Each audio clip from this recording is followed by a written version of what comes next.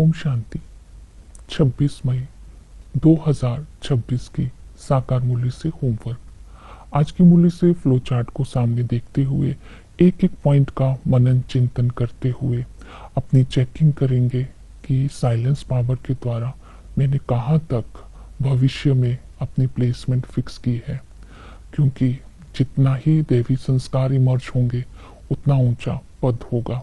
तो आज हम लक्ष्य लेते हैं कि हमें स्वर्ग का मालिक बनना है, तो कर्मातीत अवस्था को प्राप्त करने का पुरुषार्थ करना है। आज हम स्वमान लेते हैं, मैं शक्तिशाली आत्मा हूँ।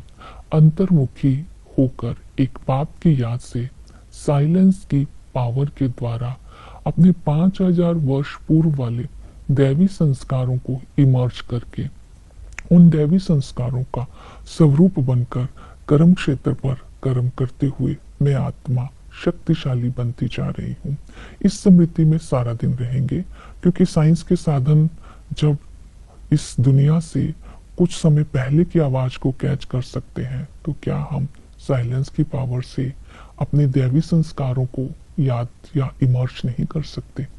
तो आज हम प्रैक्टिकल में होमवर्क भी यही करते हैं कि साइलेंस की पावर किसे कहते हैं और इसको जमा करने की विधि क्या है। साइलेंस की पावर है मन और मुख की आवाज से परे जाकर उस प्यार के सागर में समाकर हर गुण हर शक्ति का स्वरूप बन जाना।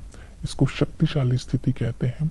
तो साइलेंस पावर जमा करने की विधि है अंतर्मुक्ता, एकांतवासी, एकाग्रचित्त, कर्म इंद्रिय जीत, स्वमानधारी, और इसके साथ साथ स्वमानधारी होने के साथ साथ साक्षी दृष्टा।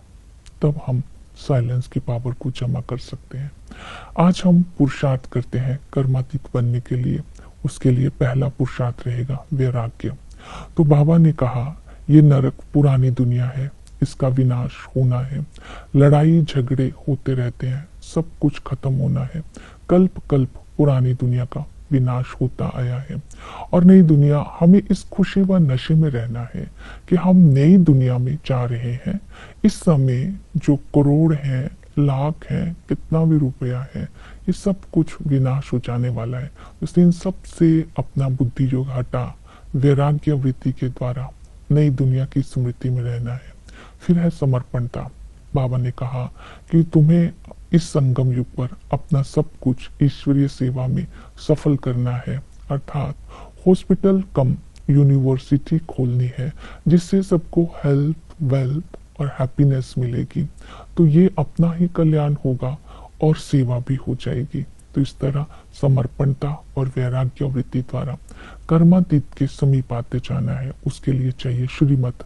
बाबा ने कहा, तुम्हारा हीरे तुल्य जीवन है, उसको कोड़ियों के पीछे क्यों गवाते हैं? अर्थात जब हमें भविष्य राजाई का पद भगवान देने के लिए आया है, हमारा जीवन हीरे जैसा बनाने आया है, तो पुराने संस्कारों के अधीन होकर अपने समय, अपने खजाने को वेस्ट नहीं करना है। तो जब तक कर्मातीत अवस्था नहीं आती तब तक पुरुषार्थ करते रहना है। कर्मातीत अवस्था होगी तो हम पास हो जाएंगे, हम हिसाब किताब से छूट जाएंगे, हमारी स्थिति एक रस हो जाएगी। तो इसलिए इस ब्राह्मण जीवन का श्वास खुशी है। जितना समीपता के लिए आते जाएंगे उतना ही हमारी अंदर की खुशी बढ़ती जाएगी। इसलिए कहते हैं जान चले जाए लेकिन खुशी ना जाए। और हमें एक धक से बाप पर समर्पण होना है और एक रस स्थिति में रहना है। भक्ति की बातों को भी छोड़ देना है, ज्ञान से प्रीत रखनी है। तो इस समय ये बाबा ने श्रीमत दी है, इस श्रीमत का पालन करके हमें कर्मातीत की अवस्था को प्राप्त करना है। फिर है याद।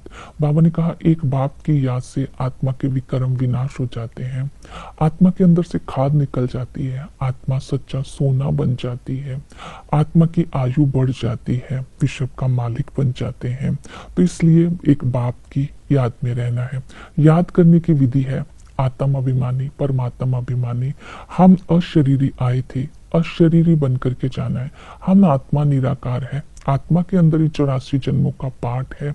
आत्मा ही शांति धाम से सुख धाम में आती है, फिर दुख धाम में आती है। 84 जन्म पूरे करके अभी वापस जाना है, लेकिन पावन बनना है।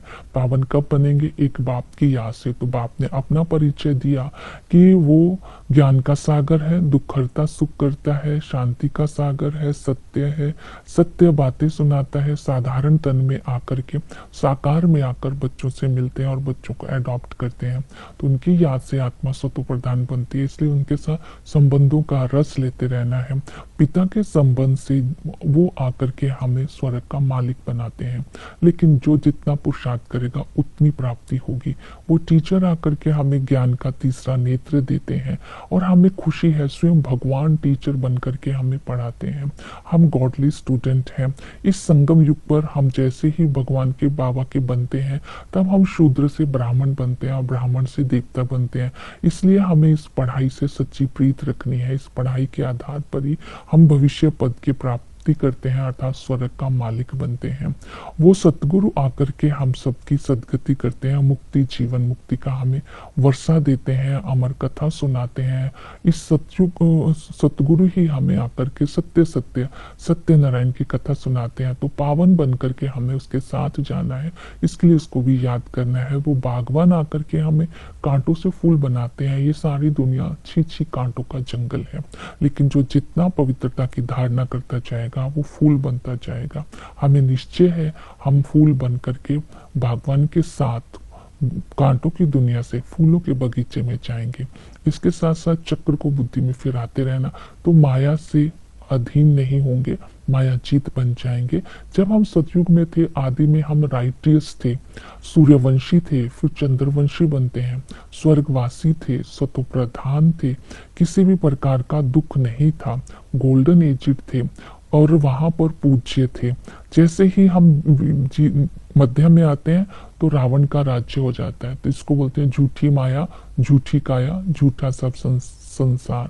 84 जन्म लेते लेते सीढ़ी उतरते आते अनराइटियस हो जाते, तो अंत में बाबा आकर के आदि सनातन देवी देवता धर्म की स्थापना करते हैं और आकर के हमें 84 जन्मों का राज बतलाते हैं।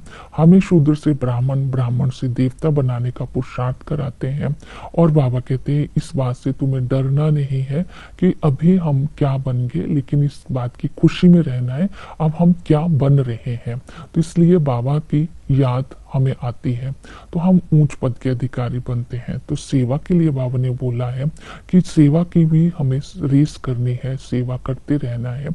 सेवा ब्राह्मण इस समय ही कर सकते हैं। तो हमें बताना है दुनिया एक ही होती है, ऊपर स्वर्ग नहीं होता है, इससे ही स्वर्ग और नरक होता है। जब बाबा आते हैं तभी कुंभ का मेला लगता है और वो हमें मुक्ति जीवन मुक्ति देते हैं। और आत्मा को कभी भी मोक्ष नहीं मिलता है और आत्मा कभी भी ब्रह्म में लीन नहीं होती है। तो इस तरह हम 84 जन्म कैसे लेते हैं, हम सीढ़ी कैसे नीचे उतरते हैं और कैसे हम सतो प्रधान बनेंगे, कर्मातीत बनेंगे, ये सब राज हमने सेवा करनी है मनन चिंतन करके ज्ञान का। ओम शांति।